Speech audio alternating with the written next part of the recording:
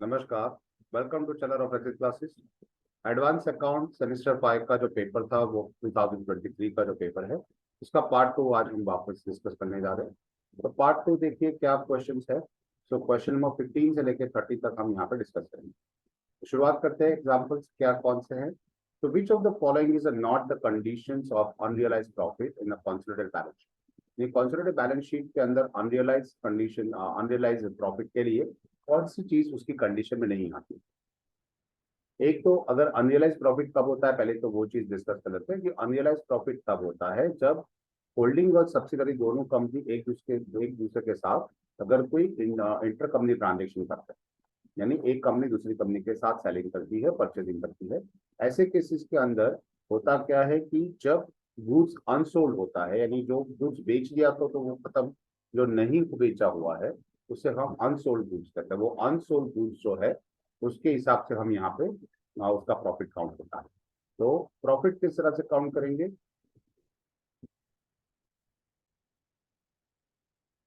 तो यहाँ पे जो सोल्ड गुड्स है, यानी एक कंपनी दूसरी कंपनी के साथ अगर गुड्स सोल्ड करता है तो ये भी हो सकता है। अब तीसरी चीज यहाँ पे मेंशन की है कि holding company acquired the more than 90% share of subsidiary company, यानी होल्डिंग कंपनी सब्सिडरी कंपनी के 90% शेयर एक्वायर करें। तो ये कंपल्शन नहीं है। मोर देन 50% शेयर अगर उसके पास होते हैं तभी कॉन्सोलिडेटेड बैलेंस शीट बनती है, और कॉन्सोलिडेटेड बैलेंस शीट के अंदर अनरियलाइज्ड प्रॉफिट होता है। बट डेटा कंपल्सरी नहीं है कि 90% शेयर होनी चाहिए। जो गुड्स नहीं बिका है वही चीज जो है वो अनरियलाइज प्रॉफिट में जाता है। सो यहाँ पे लास्ट ऑप्शन जो है, goods remain unsold with the purchasing company in the intercompany transaction, ये भी सही है। Sold goods at the profit between the holding and subsidiary, ये भी सही है। और ये इंटरकंपनी सेल्स होगा तभी। तो थर्ड ऑप्शन जो आपके पास है कि एक्वायर मोर देन 90%, वो गलत है। So answer is C. Next question हमारे पास है कि X limited take over the Y limited on 1st April and discharge the purchase consideration as follows। किस तरह से परचेस कंसिडरेशन दिया रहता है कि issue 20,000 fully paid shares of 10 each at par and equity shareholder of Y Limited। हमने नीचे calculation किया है कि इक्विटी शेयर है 20,000 एट पार इंटू 10 ईच किया हुआ है, तो कुल मिला के 2 लाख रुपए का वो शेयर कैपिटल हो गया।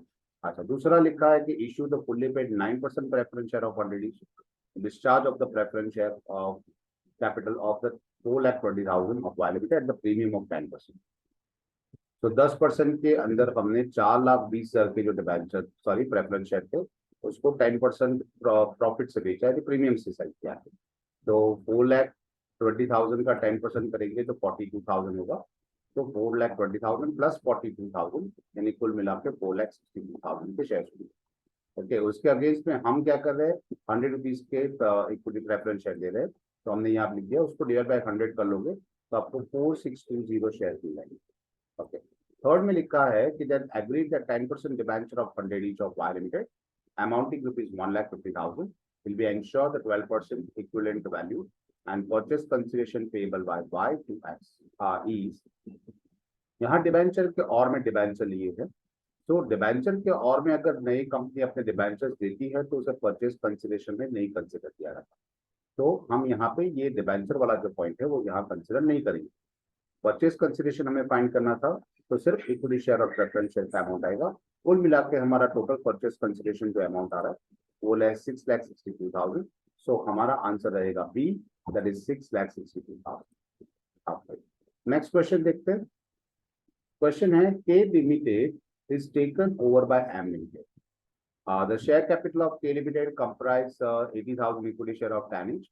80,000 शेयर है, 10 रुपए का एक शेयर है। कुल मिला के K Limited के आपके पास शेयर्स है। Apart from the purchase consideration of M Limited issue 6 equity shares, M Limited issue 6 shares for every 8 share held by the shareholders of K Limited। यानी K Limited के 8 share के बदले में नई company M Limited अपने 6 share दी और for 10 each at the 50% premium.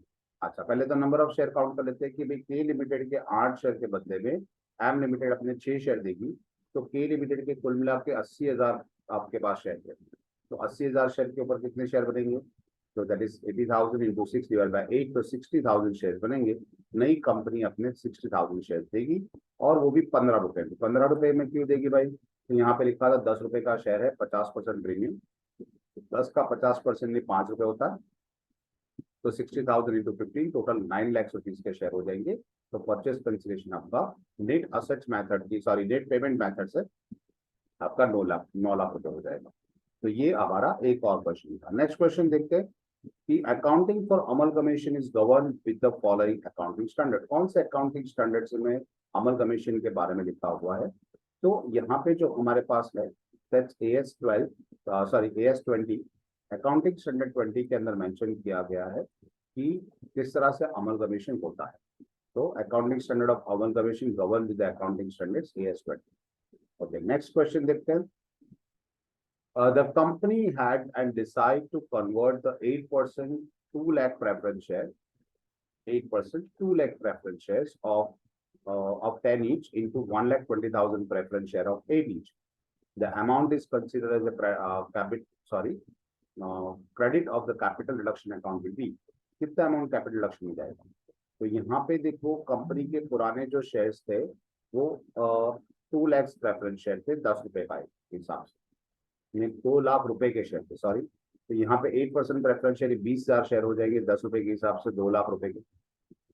इसमें against में नई कंपनी कितने शेयर दे रही है?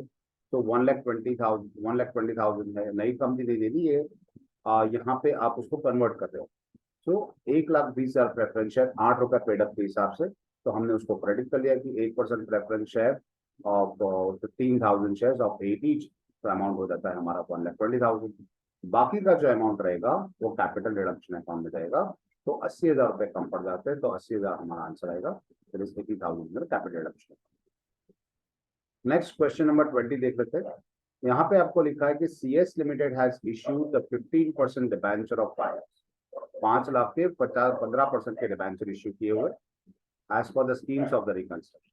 It has been decided to issue now debenture in existing debenture holders carrying the interest rate of 10%. यानी सेम इंटरेस्ट रेट पे उनको 10% वाले डिबेंचर देंगे, पुराने 15% के डिबेंचर के और for annum such the value of income of the debenture holders is maintain. यानी डिबेंचर होल्डर्स का जो इनकम है यानी कि इंटरेस्ट इनकम है वो सेम आना चाहिए।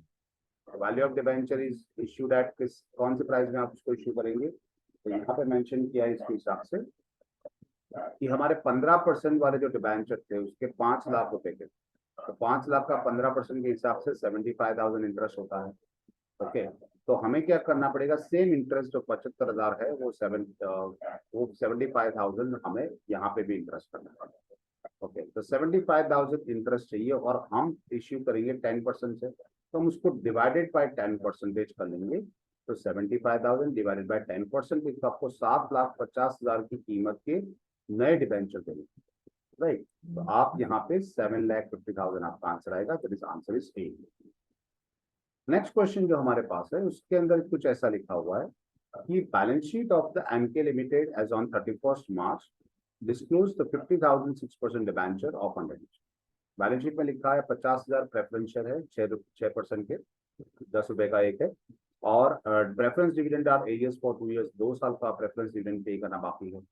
And appearing in the footnote, यहाँ पे एक चीज लिखी है, इसको याद रखना बच्चों कि अपेयरिंग एज फुटनोट यानी अगर कंपनी की एक्चुअल लायबिलिटी नहीं है तो फुटनोट में लिखा रहता है। ओके, यानी अगर पे कर सकती है कंपनी तो पे करेगी, अगर नहीं कर पाई तो कंपनी की कोई रिस्पॉन्सिबिलिटी नहीं बनती इसमें।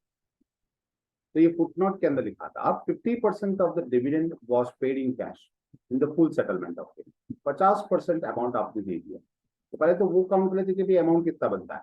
तो आउटस्टैंडिंग प्रेफरेंस डिविडेंड जो हमारे पास है 50,000 रुपए के डिबेंचर थे, सॉरी 50,000 नंबर ऑफ डिबेंचर थे, 10 रुपए का एक था, तो कुल मिला के हो गया 5 लाख। और इसको 6% रेट ऑफ इंटरेस्ट के हिसाब से 2 साल का अगर काउंट किया तो 60,000 रुपए होता है। नॉर्मली डिबेंचर की प्राइस यहाँ सॉरी यहाँ पे प्रेफरेंस शेयर है, डिबेंचर नहीं है, यहाँ गलती से डिबेंचर लिख दिया है प्रेफरेंस शेयर। ओके, तो ये प्रेफरेंस शेयर जो है,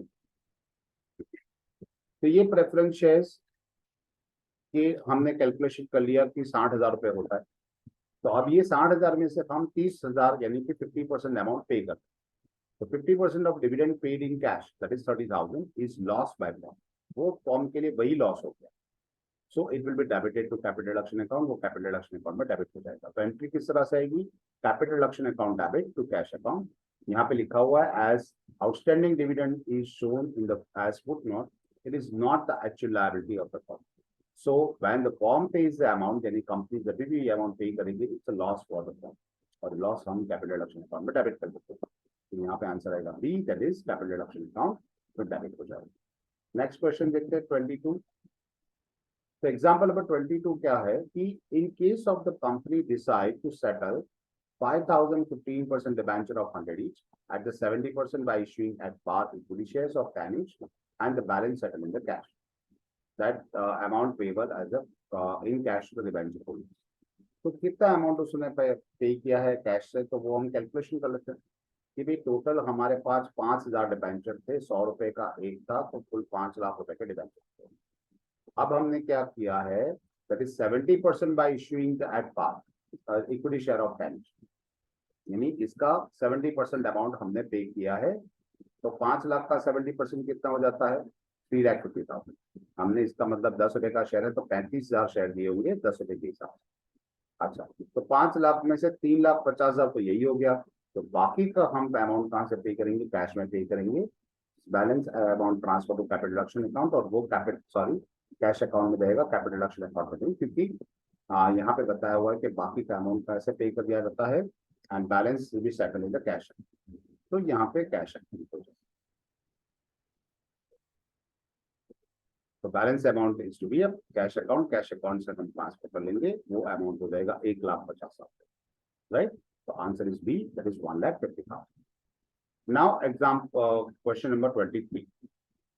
23 क्या है, that is in case of the blank, the capital of the company is recognized as infuse a new life of this company, यानी यहाँ पे कंपनी की नई लाइफ बन जाती है। ओके, ऐसी कौन सा एक्सपेंडिचर है, कौन से केसेस के अंदर कंपनी का नया लाइफ बन जाता है, तो आंसर दे रखा है internal reconstruction, external amalgamation and absorption. तो एब्जॉर्प्शन के अंदर तो कंपनी का एग्जिस्टेंस ही खत्म हो जाता है। अमलगमेशन में भी वही होता है कि दो कंपनी मर्ज हो जाती है और नया नाम आता है, तो कंपनी की लाइफ नहीं रहती। अच्छा, ऐसे केसेस के अंदर दो और एक चीज है, internal reconstruction and external reconstruction. Internal reconstruction के बारे में आपको तो यहाँ पे पता है, क्योंकि रिकॉग्नाइज एज न्यू लाइफ कैसे होगी कि कंपनी अंदर से चेंज हो गई, बाहर से नहीं चेंज होगी। ओके, तो कंपनी की लाइफ इंटरनल रिकंस्ट्रक्शन की वजह से बढ़ जाएगी। हाँ, एक्सटर्नल रिकंस्ट्रक्शन हुआ तो कंपनी का नाम ही बदल जाएगा। तो ऐसे केसेस के अंदर न्यू लाइफ नहीं होगी, एक टोटली न्यू लाइफ हो जाएगी, यानी infuse new life in a company, जो पूरा नाम ही बदल जाएगा, एक नया जर्नी शुरू हो जाएगा। यहाँ पे आंसर आएगा इंटरनल रिकंस्ट्रक्शन, क्योंकि कंपनी का capital of the company reorganise किया है। तो यहाँ पे कैपिटल रीऑर्गेनाइज किया हुआ है, यानी कंपनी अपना कैपिटल ही रीऑर्गेनाइज कर रही है, तो इंटरनल रिकंस्ट्रक्शन। नेक्स्ट क्वेश्चन हमारे पास है number 24। The Tata limited has a 5 lakh shares of 10 each fully paid up, and the company find its an excess capital of ₹6 lakh। Company के ऑलरेडी मार्केट पे 5 लाख रुपए के शेयर थे, 5 लाख शेयर थे, सॉरी। अब 10 रुपए के हिसाब से 50 लाख रुपए के शेयर मार्केट में थे। अब कंपनी के पास 6 लाख रुपए पैसे पड़े हुए एक्सेस ज्यादा, तो कंपनी बोल रही है कि चलो हमारा डैप्स कम कर देते हैं। तो कंपनी ने क्या किया, तो 6 लाख रुपए का जो एक्सिस अमाउंट है वो कंपनी रिफंड करना चाहती है, ताकि उसकी क्या हो जाए, शेयर लायबिलिटी कम हो जाए। तो यहाँ पे टोटल शेयर कैपिटल 50 लाख थी, कंपनी ने 6 लाख रुपए का एक्सिस कैश पड़ा था, तो वो पे कर दिया, तो बैलेंस बच जाएगा 44 लैक्स। तो कंपनी का जो 44 लैक्स का जो डैप्स है ना, जो नई कैपिटल हो जाएगी वो 44 लैक्स हो जाएगी। तो यहाँ पे लिखा हुआ है कि calculate the resultant share capital, बाकी का कितना बचेगा। क्वेश्चन हमेशा सही से पढ़ना, क्योंकि जब तक आपको क्वेश्चन क्या पूछा गया था वो इम्पोर्टेंट है कि रिजल्टेंट शेयर कैपिटल क्या है, में बाकी बची कितनी है after axis, that is after refund of axis cash. ज्यादा कैश पे कर दिया कंपनी ने वापस, उसके बाद कंपनी का कितना कैपिटल बनता है, तो वो 44 है। नेक्स्ट क्वेश्चन हमारे पास है कि the transfer of the goods between the holding company and the subsidiary company should be eliminated both from the blank appearing in the consolidated balance sheet. यानी क्या करेंगे, अगर ट्रांसफर ऑफ गुड्स यानी goods transfer किया है एक company ने दूसरी कंपनी के साथ, इसका मतलब ये क्या हो गया, एक कंपनी ने दूसरी कंपनी को गुड्स बेचा होगा या खरीदा होगा। तो जब उसको हम निकाल देते हैं, एलिमिनेटेड कर देते हैं, तो कौन सा किसमें से माइनस करेंगे, तो ये होगा कंसोलिडेटेड बैलेंस शीट नहीं बोला है यहाँ पे, consolidated profit and loss account बोला है।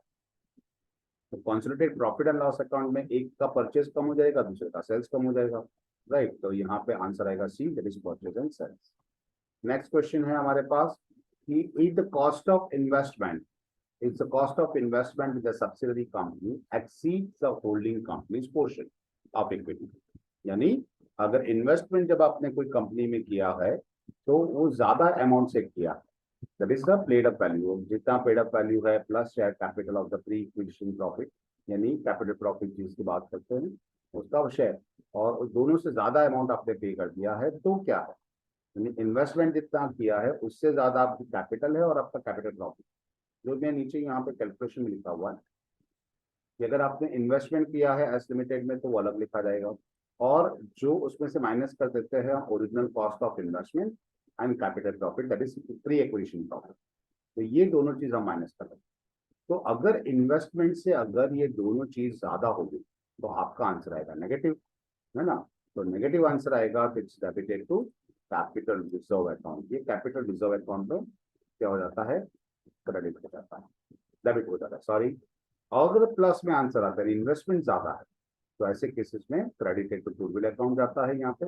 यहाँ पे हमें बताया गया है कि वो जो एक्सीज अमाउंट है यानी लेस वाली अमाउंट ज्यादा है, तो हमारा आंसर आएगा क्या आएगा, debit towards capital reserve account.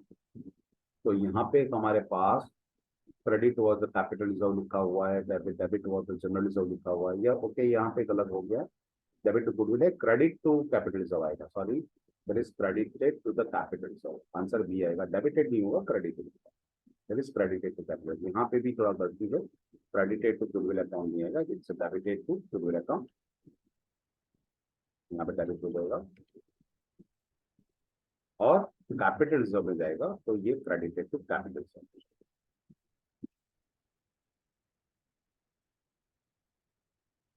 Okay, तो ये था हमारा, तो थोड़ा चेंज किया यहाँ पे। नाउ नेक्स्ट 27 क्वेश्चन क्या, the share capital of S limited consist 1 lakh equity share of 10 inch fully paid up. On 1st January 2022, H Limited purchased 75,000 equity share of H Limited at the premium of 4%।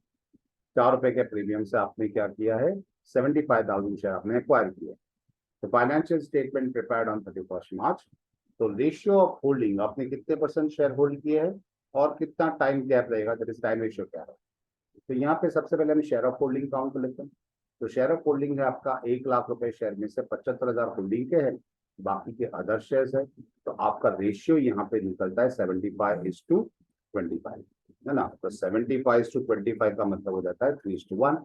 Okay, तो 3:1 जो आपका है share of holding रहेगा, तो ratio of holding आपका 3:1, यानी answer B हो जाएगा। दूसरा भी हम चेक कर लेते हैं क्या है, 3:1 कैसा है। अच्छा, टाइम गैप के बारे में आपने कब एक्वायर किया, 1 जनवरी। तो डेट ऑफ एक्विजिशन के हिसाब से 1 जनवरी, तो प्रायर पीरियड और पोस्ट पीरियड कैलकुलेट कर लेते हैं कि 1 अप्रैल से 1 जनवरी दैट इज 9 मंथ्स, और 1 जनवरी से 31 मार्च that is 3 months, that is 9:3 that is 3:1, यानी यहाँ पे आपका 3:1 जो आपका आंसर था बी वो सही था, 3:1 3:1। ओके, नाउ 28 एग्जाम्पल देख लेते हैं। यहाँ पे लिखा है the book value of the machine of the subsidiary company S limited as on 1/4 was 6 lakh, while at the closing value of 31st March was 5,41,000. The holding company, that is H Limited, while acquiring the shares of H Limited as on 31st July 2021, revalued the machinery at ₹9 lakh. तो यहाँ पे आपको opening closing दे रखा है और बता दिया है कि रिवैल्यूएशन का अमाउंट कितना है, तो 9 लाख रुपए का रिवैल्यूएशन अमाउंट है। आंसर कैसे आएगा, तो सबसे पहले हम क्या करते हैं कि पहले ढूंढ लेते हैं कि टोटल डेप्रिसिएशन कितना है पूरे साल का। ओके, तो यहाँ पे पहले opening and close, opening balance of machinery था 6 लाख, उसमें से क्लोजिंग बैलेंस माइनस कर लिया तो हमें डेप्रिसिएशन पूरे साल का मिल गया 60,000। अगर देखा जाए तो ओपनिंग बैलेंस के ऊपर 10% डेप्रिसिएशन हमने काउंट किया है। ओके, अब पहले काउंट करते हैं कैपिटल प्रॉफिट एंड लॉस। तो कैपिटल प्रॉफिट एंड लॉस के लिए सबसे पहले आपको ओपनिंग बैलेंस लिखनी है। ओके, और कैपिटल प्रॉफिट किसे कहते हैं कि प्रायर पीरियड का होता है, उसे कैपिटल प्रॉफिट कहते हैं। तो हम यहाँ पे सिर्फ प्रायर पीरियड का क्या करेंगे, डेप्रिसिएशन माइनस करेंगे, विच वॉज कितने मंथ हो जाते हैं, हम यहाँ कैलकुलेशन कर सकते हैं कि हमने 1/4 को था और रिवैल्यूएशन हुआ है, सॉरी रिवैल्यूएशन 31/7 को 4, 5, 6 और 7 4 महीने हो जाएंगे। तो depreciation of the prior period 6 lakh का 10% के हिसाब से 4 महीने का डेप्रिसिएशन बनता है 20,000, वो माइनस कर लिया तो बुक वैल्यू हो गई 5,80,000 रुपए।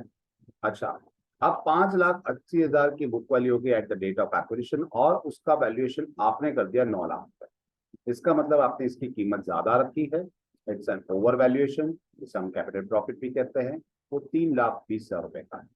Okay, so answer is your B, that is 3,20,000।